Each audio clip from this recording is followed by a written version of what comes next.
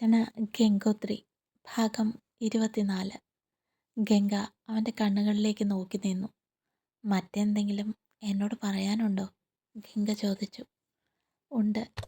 എൻ്റെ ജോലി എന്താണെന്ന് ഒരിക്കൽ പോലും നീ ചോദിച്ചില്ല. ഞാൻ എന്തെടുക്കുന്നു, എന്തു പഠിച്ചു, അതൊന്നും അറിയാൻ നിനക്ക് ആഗ്രഹമില്ലേ? ഞാൻ കുത്തി കുത്തി ഓരോന്ന് ചോദിക്കുന്നതിലും നല്ലത് കാർത്തിയേട്ട സ്വയം പറയുന്നതല്ലേ. അതും ഇഷ്ടമുണ്ടെങ്കിൽ മാത്രം.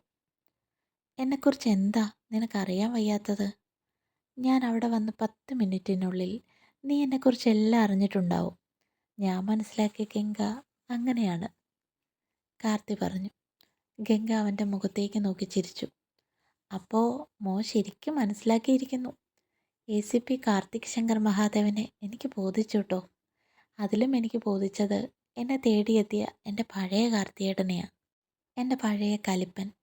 ഈ കലിപ്പൻ്റെ കാന്താരിയാവാനാണ് എനിക്കിഷ്ടം, അല്ലാതെ എബിയുടെ അല്ല. ഗംഗ അവൻ്റെ കൈകളിൽ മുറുകെ പിടിച്ചു. നീണ്ടു കിടക്കുന്ന കടൽ തീരത്തോടെ അവർ എത്ര ദൂരം നടന്നുവെന്ന് അവർ പോലും മറന്നുപോയി. രണ്ടുപേരും മറ്റേതോ ലോകത്തായിരുന്നു. അപ്പോഴാണ് തമ്പിയുടെ കോൾ വന്നത്. ഗംഗ വേഗം ഫോൺ എടുത്തു. അവളുടെ മുഖം വലിഞ്ഞു മുറുകുന്നത് കണ്ടപ്പോൾ കാർത്തിക്ക് കാര്യം മനസ്സിലായി. അവന്മാർ വന്നു അല്ലേ? ഗായത്രിയാണ് അതിൻ്റെ പിന്നിൽ. അവൾ അതേ എന്ന മട്ടിൽ തലയാട്ടി. 3 പേരും ചേർന്നാണ്, അപ്പനും അമ്മയും മകളും. ഞാൻ എന്ത് ദ്രോഹമാ കാർത്തിയേട്ട അവരോട് ചെയ്തത്? ഒരു ശല്യവും ചെയ്യാതെയാ. എൻ്റെ അപ്പ അവരെ സഹായിച്ചിട്ടല്ലേ ഉള്ളൂ. എന്നിട്ടും എന്തിനാ അവരെന്നോട് ഇങ്ങനെയൊക്കെ ചെയ്യുന്നത്? സാരമില്ല, മോൾ വിഷമിക്കേണ്ട. ഇനി അവർക്ക് മാപ്പില്ല കാർത്തിയേട്ട. അവരത് അർഹിക്കുന്നില്ല. ഒരവസരം കൂടി കൊടുക്കണോ? കാർത്തിയേട്ട, നന്നാവാനുള്ളവർ ഒരവസരം കൊണ്ട് നന്നാവും. അല്ലാത്തവർ എത്ര കൊടുത്താലും നന്നാവില്ല. അവർ നമുക്കെതിരെ പൊരുതാൻ ഒരായുധത്തിനായി തിരഞ്ഞുകൊണ്ടിരിക്കും. ഒരു പക്ഷേ തിരിച്ചടിക്കാൻ കഴിയാത്ത ഒരു ഘട്ടത്തിലേക്ക് നമ്മൾ പോയി എന്ന് വരാം. എന്തായാലും നമുക്ക് അങ്ങോട്ടൊന്ന് പോവാം, അവരെ കാണാം. താൻ പറഞ്ഞത് ശരിയാ. ജീവനെടുക്കാൻ വെമ്പുന്ന ഡോക്ടർ രോഗികൾക്ക് പോലും ആപത്താണ്.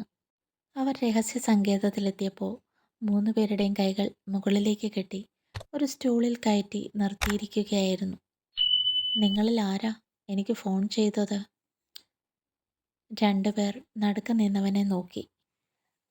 അവൻ്റെ കണ്ണുകളിലെ ഭയം കാർത്തി കാണുന്നുണ്ടായിരുന്നു. നീ ഒന്നുകൂടി പറയാമോ? ആ ഡയലോഗ് എന്നെ ഫോണിൽ വിളിച്ച് പറഞ്ഞില്ലേ? എന്നിട്ട് കാർത്തി അവൻ്റെ കെട്ടഴിച്ചു വിട്ടു. എൻ്റെ കയ്യിൽ ആയുധങ്ങളൊന്നുമില്ല. നീ ഒറ്റ തന്തയ്ക്ക് പിറന്നതാണെങ്കിൽ ഇവളുടെ ഒരു രോമത്തിലെങ്കിലും തൊടണം, കാർത്തി പറഞ്ഞു. ഗംഗ അവിടെ ഒരു കസേരയിൽ ഇരിക്കുകയായിരുന്നു. അവർ പറയുന്നതൊന്നും അവൾ ശ്രദ്ധിക്കുന്നേയില്ല. ഫോണിൽ എന്തൊക്കെയോ നോക്കുകയാണ്. അവൻ എന്ത് ചെയ്യണമെന്ന് അറിയില്ലായിരുന്നു. അവൻ ദയനീയമായി കാർത്തിയെ നോക്കി. കാർത്തിയുടെ കണ്ണുകളിലെ തീക്ഷ്ണത അവനെ പൊള്ളിച്ചു കളഞ്ഞു. അല്പസമയത്തിനുള്ളിൽ താൻ കൊല്ലപ്പെടുമെന്ന് അവന് മനസ്സിലായി. അയാൾ വേഗം ഗംഗയുടെ അരികിലേക്ക് നടന്നു. എന്തായാലും മരിക്കും. മരിക്കുന്നതിന് മുമ്പ് അവളുടെ കാലിലെങ്കിലും ഒന്ന് തൊട്ടിട്ടാവാം. അവളുടെ കാലുകൾ പിടിക്കാനെന്ന പോലെ അവൻ കുനിഞ്ഞു. ഞൊടിയിടയിൽ ഗംഗ അയാളെ തൊഴിച്ചു. അയാൾ പിന്നിലേക്ക് തെറിച്ചു പോകുന്നതാണ് കാർത്തി കണ്ടത്. പിന്നിലെ ഭിത്തിയിൽ തട്ടി അയാൾ താഴേക്ക് വീണു. നിനക്കെൻ്റെ കാലിൽ തൊടണോ?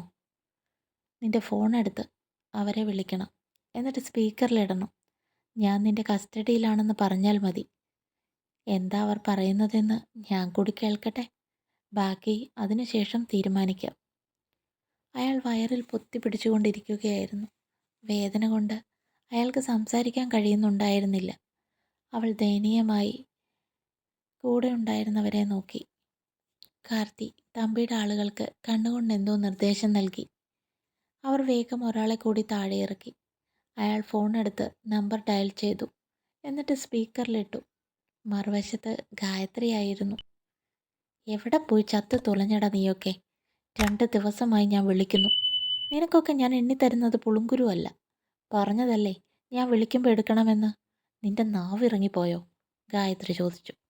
മാഡം, വിളിക്കാൻ പറ്റിയില്ല. കേരളത്തിൽ നിൽക്കുന്നത് പന്തിയല്ല എന്ന് തോന്നി. ഞങ്ങൾ മുംബൈയിലേക്ക് വന്നതാണ്. മാഡം പറഞ്ഞതുപോലെ തന്നെ ചെയ്തിട്ടുണ്ട്, പ്രധാന ഗുണ്ട പറഞ്ഞു. അവൻ തമിഴ്നാട്ടുകാരനായിരുന്നു. തിരുപ്പതി എന്നാണ് പേര്. പക്ഷേ നന്നായി മലയാളം സംസാരിക്കും. മറുതലക്കിൽ നിന്ന് ഗായത്രിയുടെ അട്ടഹാസം കേട്ടു. അവളെ അങ്ങോട്ട് കൊണ്ടുപോയി അല്ലേ? നന്നായി. അവിടുത്തെ ചുവന്ന തെരുവുകളിൽ അവൾ ഉണ്ടാവണം. അവിടുത്തെ കാമഭ്രാന്തന്മാരെ സന്തോഷിപ്പിക്കാൻ അവൾ കിണഞ്ഞു പരിശ്രമിക്കട്ടെ. എന്തായാലും ബാക്കി കാര്യങ്ങൾ ഞാൻ വഴിയെ പറയാം. അവൾ പറയുന്നതിനിടയിൽ വൈഗ ഇടയ്ക്ക് കയറി.